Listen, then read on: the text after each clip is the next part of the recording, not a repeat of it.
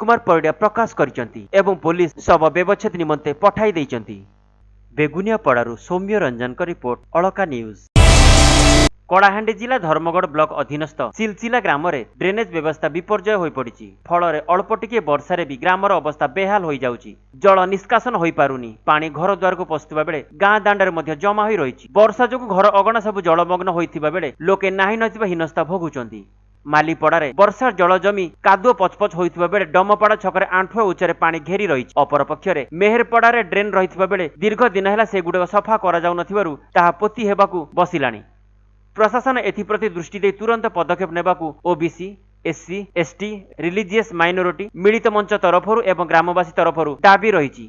धर्मगढ़ टिकचांद का report, Alka news.